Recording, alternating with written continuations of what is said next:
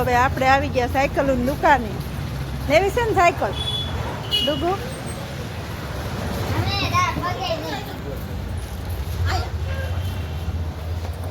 કઈ વોકર લેવી છે ને?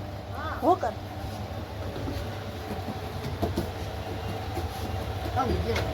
વોકર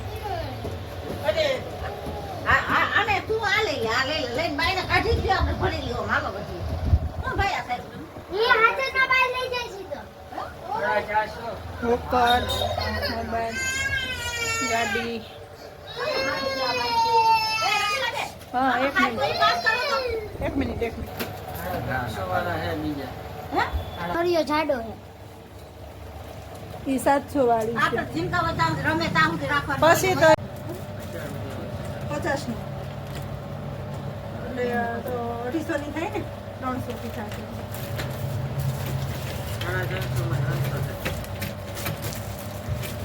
એને પાછા 50 ઉપલા હોય ચડાવી દીધે ભાઈ. એમાં 450 વાળું છે ના હારા 300 વાળો ઓય સેમ છે હરિયામાં. હું આમાં ફેર કે હે ભાઈ ઈ જ ખબર પડે. આ બાજુ એક બાજુ નથી પરત.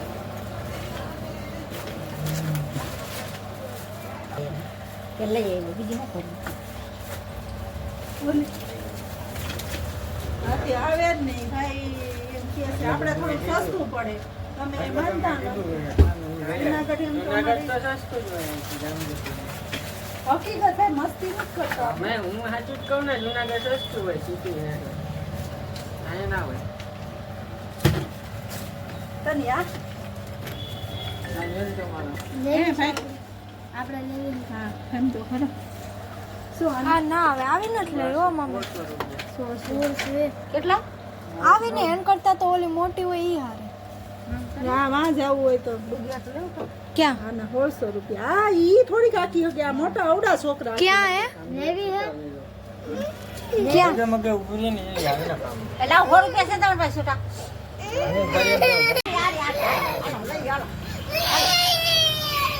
હાલો સમજો અમે લીધી આ વોકર. ત્યાં નાનું બાળ છે ને એની હાથે જામજોધપુરમાંથી દૂધ લેવાનું છે ને. કેટલા ની હે 400. 400 આને સાયકલ લેવી હે. ઓલી સાયકલની રેન કરી દે ને મામાની ઘરે લીધી એમાં પડી. રસ્તો અને આવી ગયું મંદિર. સાતવડ મંદિર જોઈ લો. મજા આપણે વાડીએ જાય છીએ. હા તો આપણે આવી ગયા વાડીએ. મસ્ત મજાની તારી બાના વાયબુ હોય એમાં ખૂંદવા ન છે ભાઈ. એમાં વાયબુ હોય બટા ચંપલ પહેર. એટલે એમાં ન છે આમાં ન હલાય બટા શાહમાં. સામાન નથી જો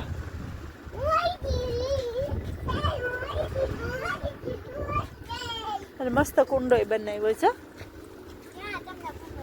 એ કુંડો જો તને કેવો મસ્ત કુંડો બનાવ્યો. એટલું એમ પાણીનું રીંગણીનું ઝાડ છે. જો આ રીંગણીનું ઝાડ. હા પછી આ મહેંદી હે ને મહેંદી નથી દાડમી છે. જય શ્રી કૃષ્ણ. આ બાવ તો મોટું થઈ ગયું તમારું. હે એ ભૂરા કેવી મસ્ત મજાની વાડી. કેવી મજા આવે છે.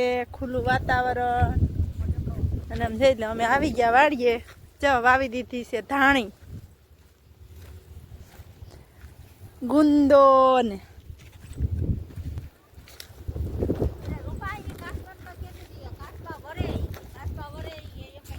આ કાસબો જાહે ને ધ્યાન રાખજો. ગઈઠા પૂઠાનું કાસબો જવા ન દે. આ રહે ને ત્યાં સુધી તમારે કાસબો રહે.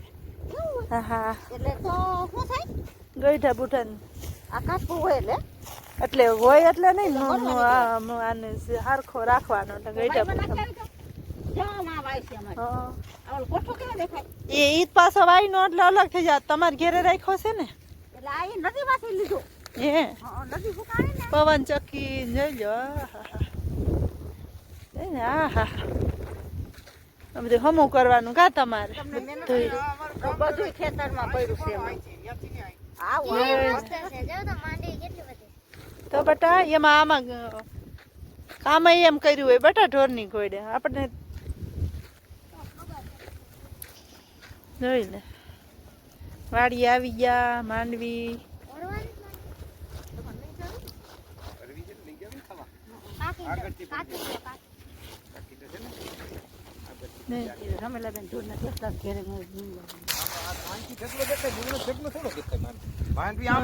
હા જેવો પાલાનો ઢગલો એવો માંડવી ઢગલો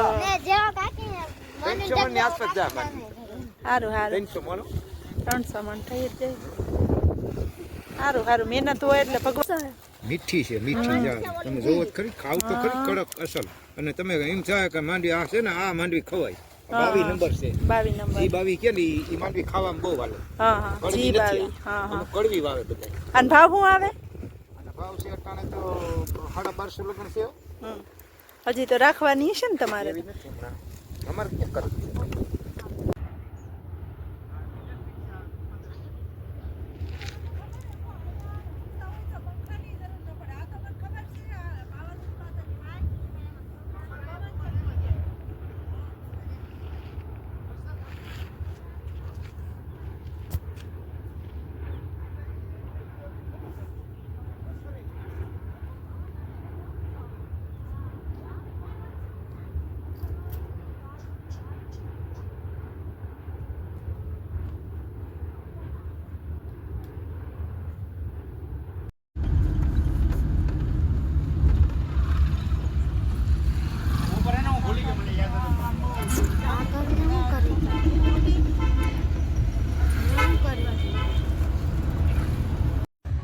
નમસ્કાર, મહિપતસિંહ ચૌહાણ છું.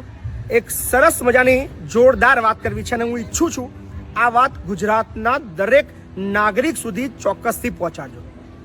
1 લાખ શેરિંગ થવું જોઈએ આ વિડીયોમાં, કારણ કે આ એક શેર એક કદાચ કેટલાય લોકોની અંદર જીવનની અંદર ખૂબ કામમાં આવે એવી વાત છે. એટલે પ્લીઝ શરૂઆત કરતા પહેલા જ વિડીયોને એક વખત શેર કરી દો.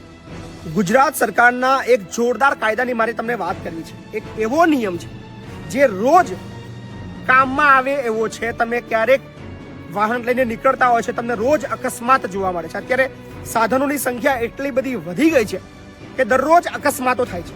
પણ રાજ્ય સરકાર, આપણી ગુજરાત રાજ્ય સરકાર તરફથી એક જોરદાર નિયમ બનાવવામાં આવ્યો છે કે આપણા ગુજરાત સરહદની અંદરમાં કોઈ પણ નાગરિક, એ ચાહે ગુજરાતનો હોય કે ગુજરાત બહારનો હોય, કોઈ એના આઈ કાર્ડની જરૂર નથી, કોઈ પણ પ્રકારના કાર્ડની જરૂર નથી, કોઈ પણ પ્રકારના કશું જ એનું પાસે મેડિકલનું કાર્ડ ના હોય ચાલશે.